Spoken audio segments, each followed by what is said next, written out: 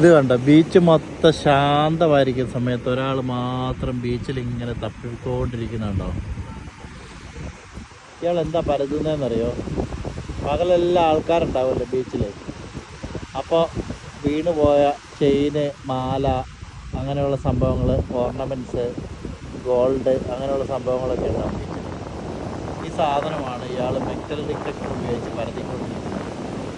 ഒരു സ്ത്രീയാണത്. അവരുടെ ആ ഒരു മെറ്റൽ ഡിറ്റക്ടർ ഘടിപ്പിച്ച് അതിൻ്റെ മുകളിലൊരു മൊബൈലുണ്ട്.